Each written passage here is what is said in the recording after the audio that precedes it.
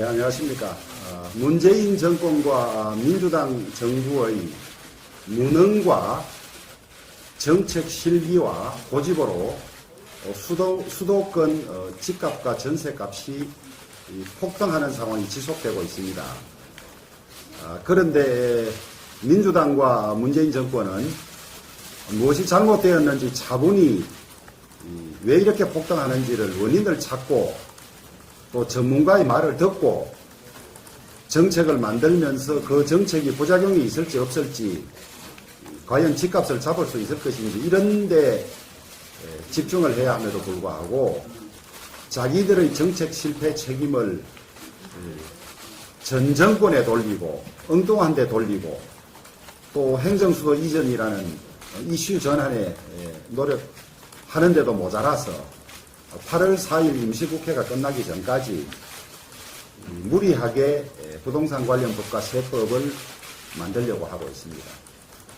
여러분, 부동산 관련 법은 만들어지면 각 경제 주체들이 어떻게 반응할지 이런 것들에 대해서 전문가들마다 견해도 다르고 하기 때문에 공청회도 하고 전문가의 의견을 많이 들어서 정해야 하고 또 세법의 세율은 국민의 재산권에 대한 중대한 제약이자 침해일 수 있기 때문에 국민적 동의를 받아서 또 여야 합의하에서 해야 함에도 불구하고 국회법 절차도 제대로 지키지 않은 채 또 오래된 국회 관례 또 개원 시에 국회 운영은 합의를 원칙으로 한다는 이 합의조차도 잉크도 마르기 전에 깨가면서 자신들이 낸 법에 먼저 접수된 법부터 먼저 하자는 이 조항도 무시하면서 자신들이 하겠다는 법만 빼내서 하면서 또 관련 법들은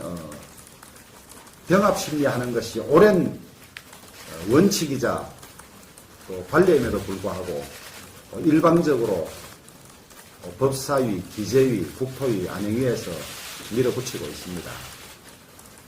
이 민주당이 청와대의 하명을 받아서 만드는 이 법들은 부동산 시장을 진정시키기에는 전혀 근거가 없고 오히려 많은 부작용을 초래할 것이라고 예상하고 있습니다.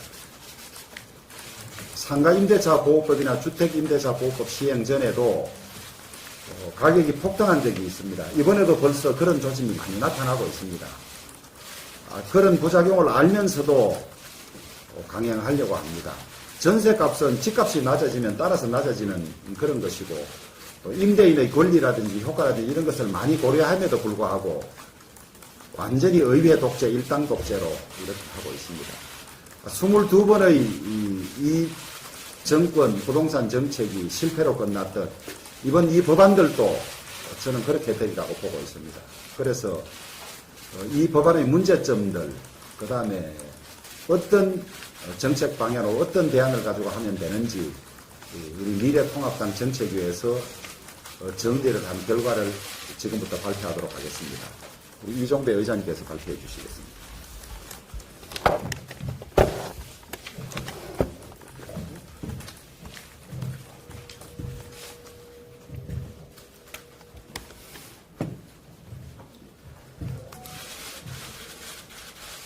더불어민주당은 어제 오늘 양일에 걸쳐서 더불어민주당 측에서 제출한 임대차 3법 등 부동산 법안들을 국회법과 여야 협의 처리 원칙을 무시한 채 일방적으로 상임위 전체위에 상정하고 날치기 처리를 강행했습니다.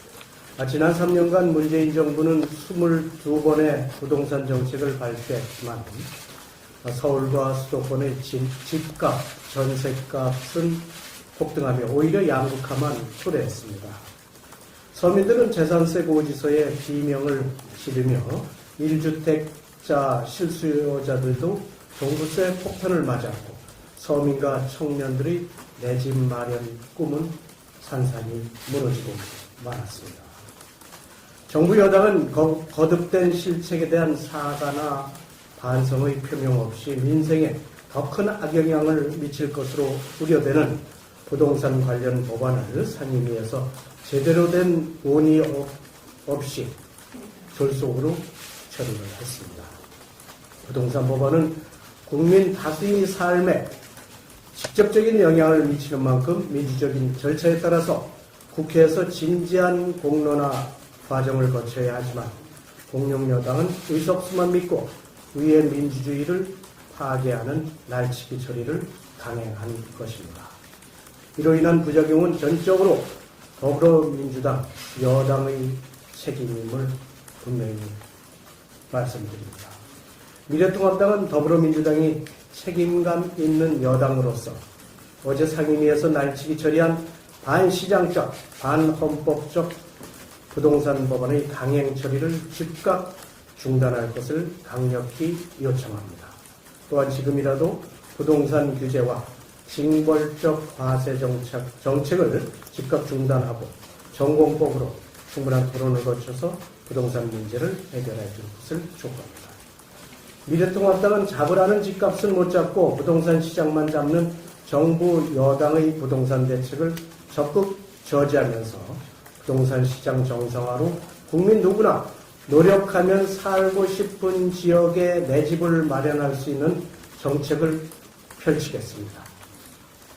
2022년부터 10년간 누구나 살고 싶어하는 지역에 내 집 100만 호를 공급하여 대한민국 국민이 안전하고 쾌적한 주거 환경에서 생활할 권리를 되찾아 드리겠습니다. 1세대 1주택자에게 과중하게 부과되는 세부담을 경감하고 금융 규제를 완화하여 국민 누구나 노력하면 내 집을 마련할 수 있도록 하겠습니다. 이를 위해 미래통합당은 다음과 같은 정책을 적극적으로 추진하겠습니다. 정부에서 곧 발표한다는 부동산 공급 대책에 우리 당의 안을 적극 반영하기를 희망합니다. 누구나 살고 싶어하는 지역에 내 집 100만 호를 공급하겠습니다. 첫째, 집값 상승 억제를 위해서는 거주 여건이 양호한 지역에 충분한 공급 확대가 필수적입니다. 선진국 대도시처럼 용적률을 대폭 상향하여 고밀도 주거지 개발로 주택 공급을 확대하겠습니다. 기존 도심의 고밀화 재생을 통해 직주 근접, 교통, 교육, 보육, 의료, 문화, 여가 등 기존 인프라가 충분하게 구축된 지역을 컴팩트 시티로 개발하겠습니다. 둘째, 현재 서울시는 법적 상한보다 낮은 용적률과 층수를 제한하는 과도한 높이 규제를 적용해서 주택 공급에 어려움이 발생하고 있습니다. 이에 서울시의 층수 제한 규제를 폐지하고 현재 법적 상한보다 낮게 적용하는 용적률을 법적 기준까지 상향 적용해서 주택 공급을 늘리겠습니다.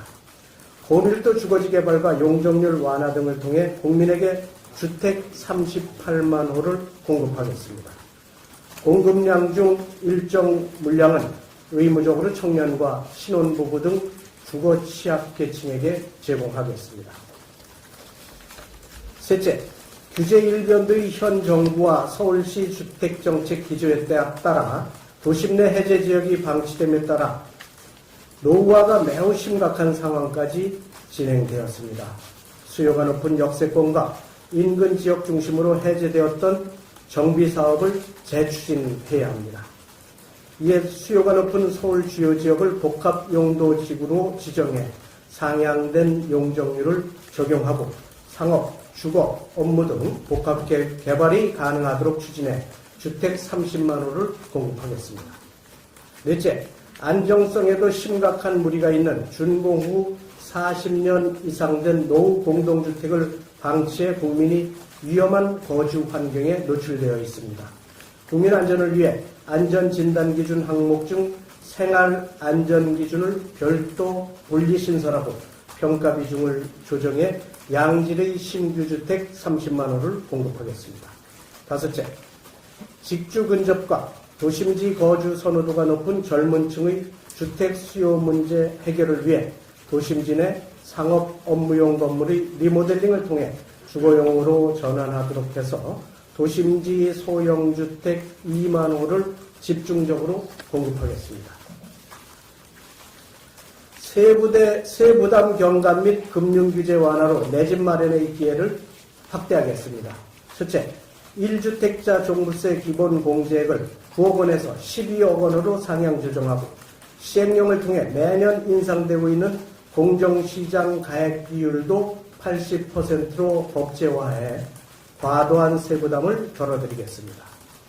둘째, 1세대 1주택 고령자와 주택 장기 보유자에 대한 공제 혜택을 대폭 확대하여 실거주 목적의 주택 보유자가 징벌적 과세로 고통받는 일이 없도록 하겠습니다.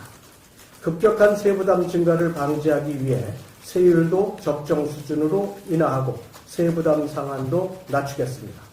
셋째, 양도소득세 중과제도 폐지를 통해 거래세 부담을 정상적인 수준으로 되돌려 매매 부담을 덜어드리겠습니다. 넷째, 등록 임대사업자에 대한 세제 혜택도 현행 제도를 유지함으로써 정부 정책의 신뢰도를 확보하는 동시에 민간 시장의 전 월세 공급이 안정적으로 이루어질 수 있도록 하겠습니다.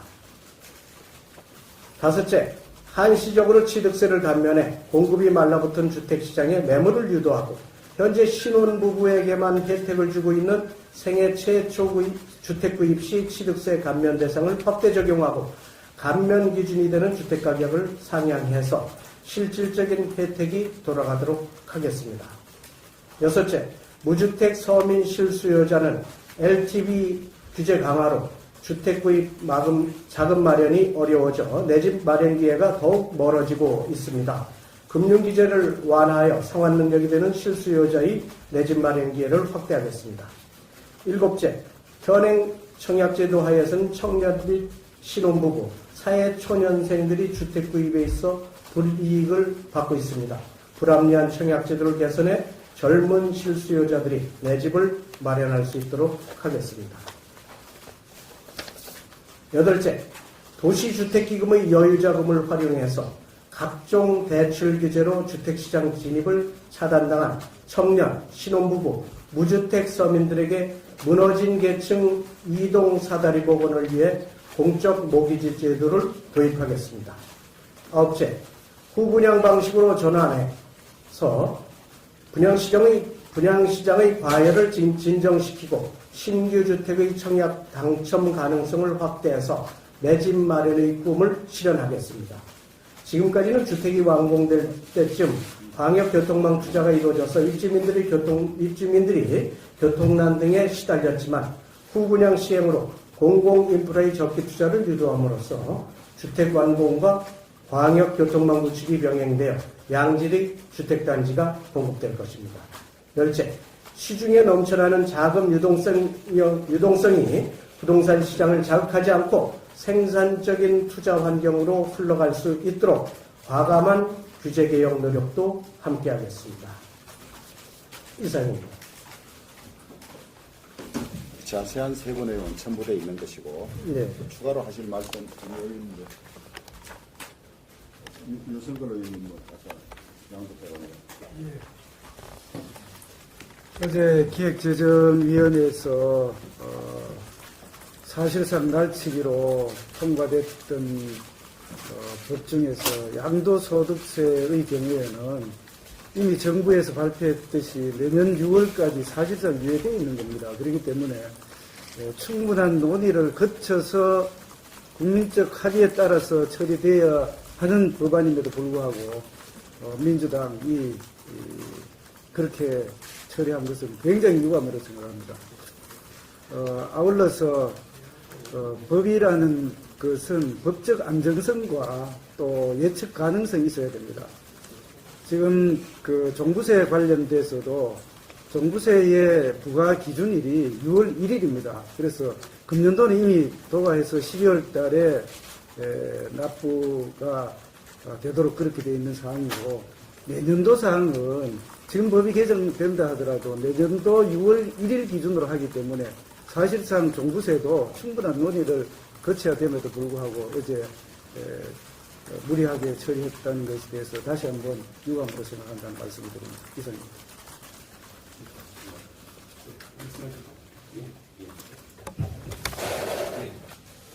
예, 이번 여당의 이번 주택 관련제도 날치계 요체는 결국은 규제를 강화하고 징벌적 징세를 하겠다. 그리고 또 주택 시장의 통제 경제화를 앞당기겠다. 이렇게 요약이 돼 보입니다. 이미 징벌적 과세 문제라든가 또 이런 거래 규제 등 이런 규제 문제는 이미 충분히 국민들이 인식을 하고 있습니다. 하지만 이번에 전월세 상한제 그리고 전월세 신고제도 또 계약갱신 청구권 그 취지는 우리가 충분히 공감이 갑니다. 하지만 이것은 우리 사유재산제와 우리 헌법이 정하는 계약자의 원칙을 직접적으로 침해할 소지가 있고 특히 주택시장 전반에 관해서 이 제도의 어떤 부작용이 우려가 됩니다. 특히 그 주택 임대사업제도 그 사업을 통해서 사실은 많은 문제가 지금 잠복돼서 지금 나타나고 있는 중인데 그에 대한 분석과 어떤 대응도 없이 그냥 전 주택에 대해서 모든 전월세 거래에 대해서도 규제하고 억압하겠다고 하는 것이 오히려 서민들에게 규제의 역소를 작용해서 피해만 준다는 거 미리 경고드립니다. 그러면 예, 질문 있으면 받도록 하겠습니다.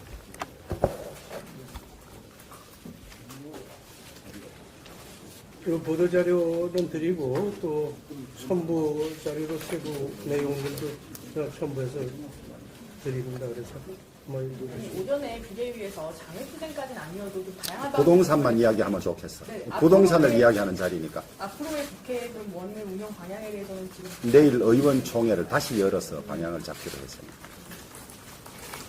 오늘 청와대에서 이명박이 문건 어떻다는 입장을 했는데 거기에 대해서 그 이면 합의 문건이 없었다고 지금 나 문자 들어온 것만 봤습니다.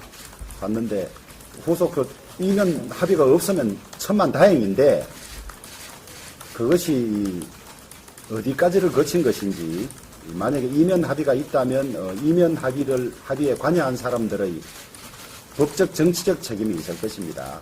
그런 것 때문에 아마 이면 합의가 있었다 하더라도 아마 쉽게 밝혀지기는 어려울 테고 저로서는 믿을 만한 데를 통해서 문건을 입수했기 때문에 더 추가적으로 사실관계 확인이나 증거 확보에 필요한 노력을 계속하도록 하겠습니다. 오늘 오후 국회에서는 운영위원회나 참석을 하게 되시는 건가요? 오늘 오후 국회 상황에서 운영위나 이쪽으로 참석을 하게 되시는 건가요? 운영위는 아직 결정이 안 났습니다만은 나머지 상임위는 간사들과 상임위원들 논의 결과 참석해서 실정을 폭로하고 비판하는 것이 훨씬 낫겠다는 의견이 많아서 그렇게 건의가 들어온 상임위에 대해서는 허용을 했습니다.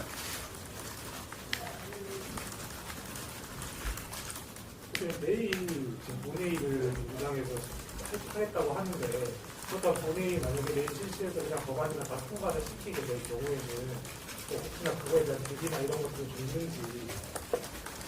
그럼 내일 의총이 그런 걸 위해서 준비되어 있는 거니까 지금 말하기는 이러지. 예, 마치도록 하겠습니다. 예, 수고하셨습니다. 예.